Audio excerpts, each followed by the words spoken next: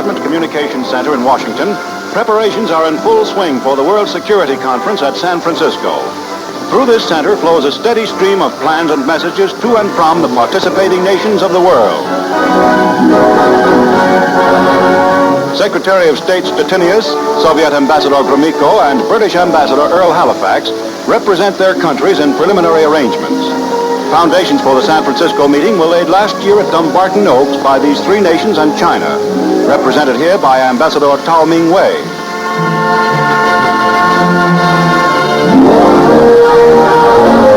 Assistant Secretary of State Archibald MacLeish explains the basic purpose of the World Security Organization.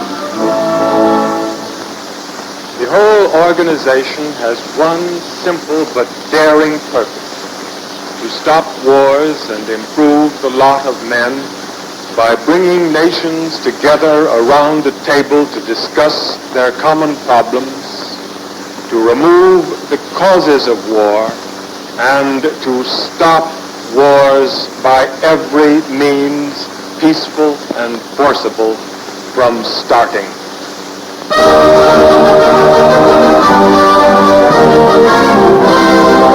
Headquarters of United States Admiral of the Fleet Chester Nimitz on the island of Guam.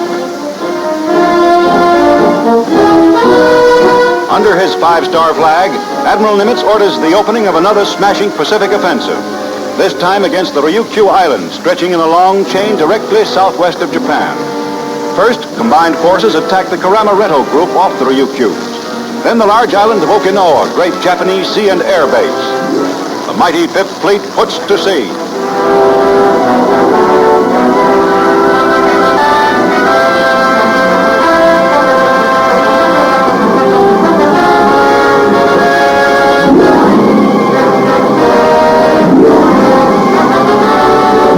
Admiral Turner and General Simon Bolivar Buckner direct operations of the amphibious force, one of the largest in history.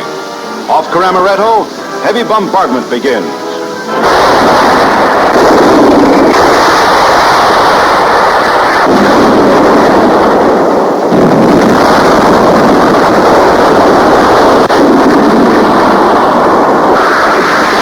Rocket fire plows up enemy cave defenses on shore.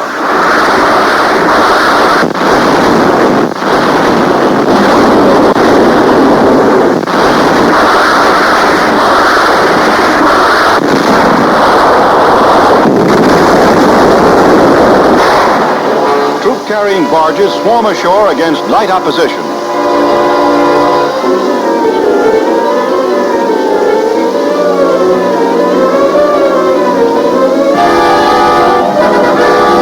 Moving inland, the first village is taken.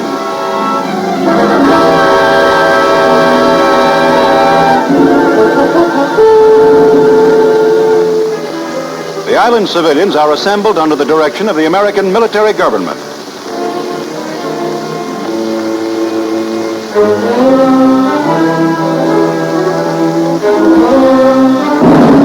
The Karamaretto Islands are one.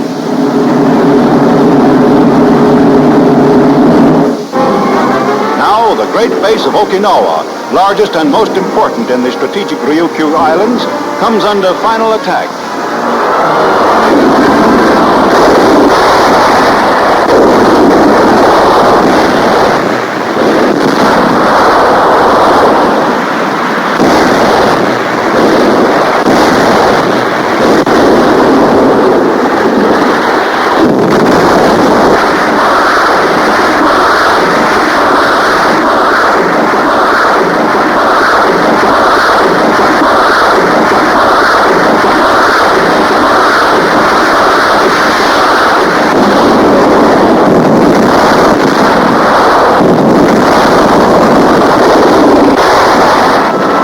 Of the 10th Army, including an Army and a Marine Amphibious Corps, number perhaps 100,000.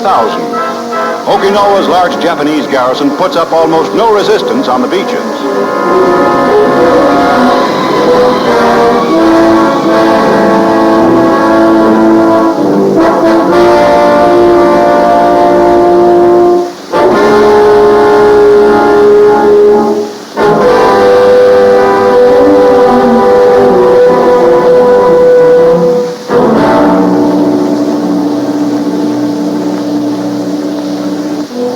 Okinawa will provide an offensive base against Formosa, the China coast, or Japan itself, only 365 miles away. After yielding vital ground, the enemy here has now begun to fight back, but he will be destroyed, and Okinawa will be won.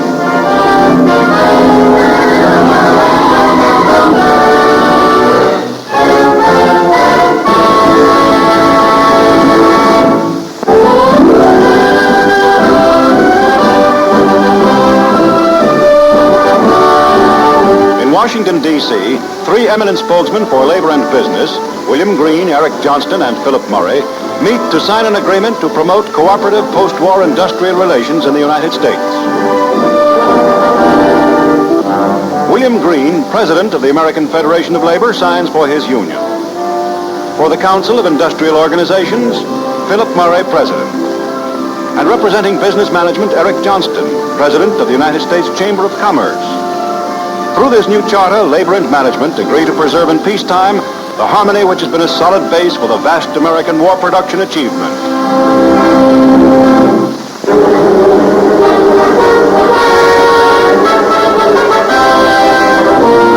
From airfields on the continent and in England, thousands of airborne troops prepare to strike in support of the Allied ground armies which are raging through central Germany. Veteran American and British parachute and glider-borne veterans of the 1st Allied Airborne Army form the assault force.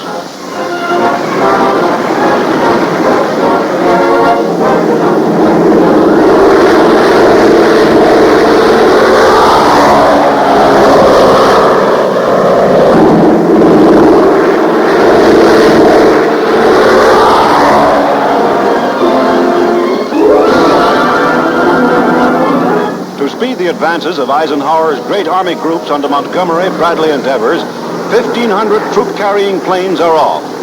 From both sides of their big transports, American paratroops spill out.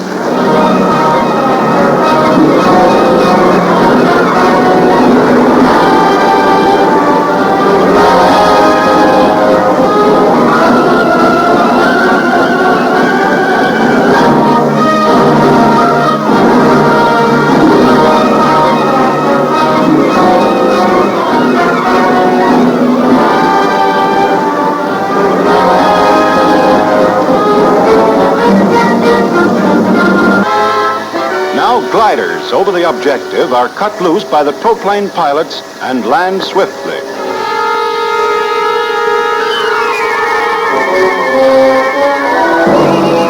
Most come down safely, but some crack up on landing.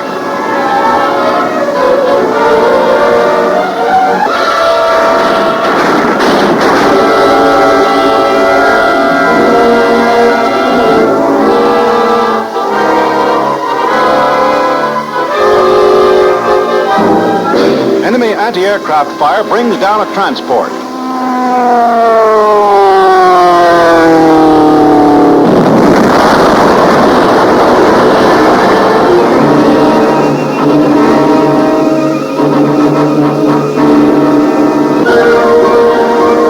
But the attack continues. The airborne troopers quickly organize for the offensive. They advance on enemy positions in jeeps which landed with them, striking to help complete the annihilation of the German armies.